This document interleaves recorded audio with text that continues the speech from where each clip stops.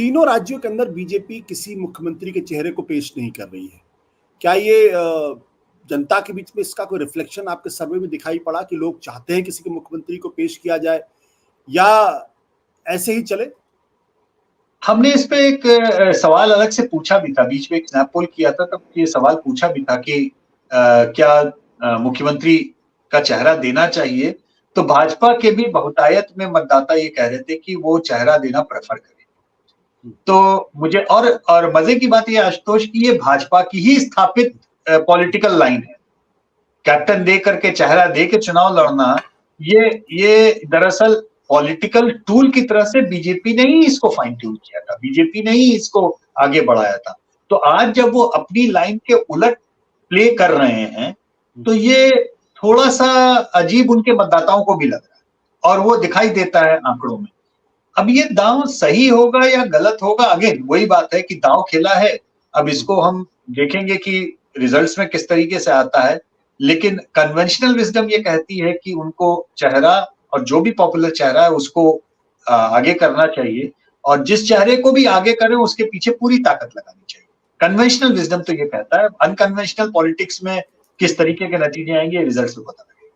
एक और सवाल वो ये कि जहां कहीं भी भारतीय जनता पार्टी के सामने विपक्ष का कोई मजबूत क्षेत्रीय नेता मुख्यमंत्री के तौर पर या मुख्यमंत्री के फेस के तौर पर होता है, वहां बीजेपी को बहुत दिक्कत पैदा होती है। इस मामले में दिल्ली का एग्जाम्पल अरविंद केजरीवाल और बंगाल में ममता बनर्जी, ये तो बड़े बड़े प्रोमिनेंट एग्जाम्पल। जहां पे कांग्रेस अपना मुख्यमंत्री के चेहरे को या मुख्यमंत्री को मजबूती से पेश नहीं कर पाई, वहां वो चुनाव बहुत बुरी तरीके से हारी भी है। कर्नाटक के अंदर दो बड़े चेहरे थे और वहां मजबूती के साथ कांग्रेस पार्टी जीती भी। क्या आज की तारीख में अगर हम देते हैं, राजस्थान में अशोक गहलोत बहुत प्रमुख फेस है, कमलनाथ मध्य प्रदेश में प्रमुख फेस है, भूपेश बघेल छत्तीसगढ़ में प्रमुख फेस है। क्या ये कांग्रेस के लिए एडवांटेजियस पोजीशन है और क्या ये बीजेपी के लिए दिक्कत पैदा कर सकता है? नहीं, बिल्कुल एडवांटेज है कांग्रेस को इस चीज का। देखिए, सिद्धारमैया जी को कांग्रेस ने सीएम फेस डिक्लेयर किया जानबूझ के। डीके शिव कुमार बड़े नेता हैं, लेकिन उन्होंने देखा था कि पब्लिक बीच में डीके शिव कुमार के नंबर नहीं आ रहे थे, सिद्धारमैया के नंबर आ रहे थे, उन्होंने फेस किया और देखिए डिसाइसिव विक्ट्री मिली।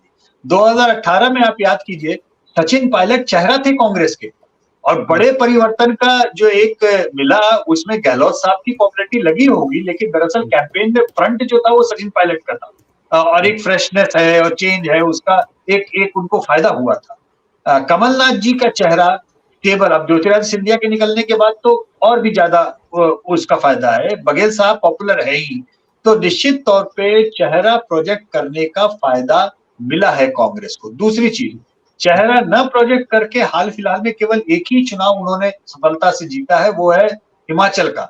लेकिन वहां पर भी उन्होंने देखिए 3 बड़े चेहरों को अपने अपने क्षेत्र में लड़ने के लिए कहा था कि आप में से जो ज्यादा जीत के लेके आएगा मुख्यमंत्री हम उसको बनाएंगे।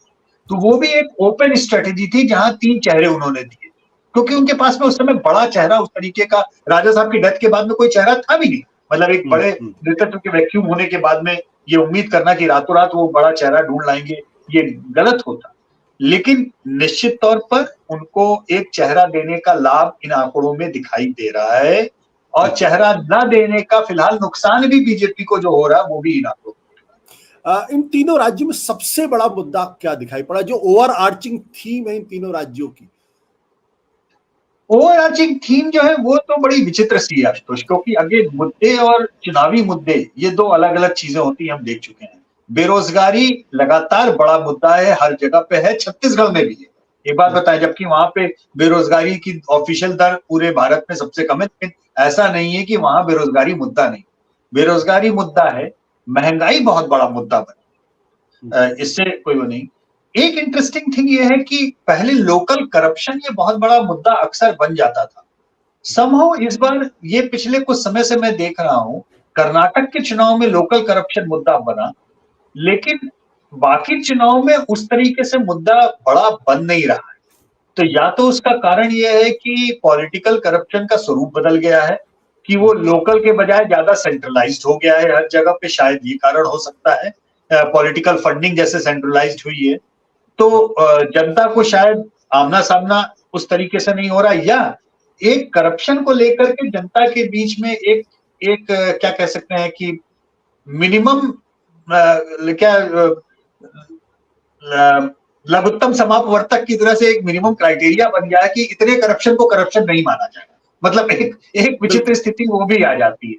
समहाउ करप्शन ये किसी भी राज्य में ऐसा बहुत बड़ा मुद्दा बनता हुआ फिलहाल नहीं दिख रहा है। कर्नाटक में हुआ था, जी, कर्नाटक के इश्यू मुद्दे और भी थे, लेकिन यहां पे नहीं दिख रहा है। सत्य हिंदी का ऐप डाउनलोड करें गूगल प्ले स्टोर पर।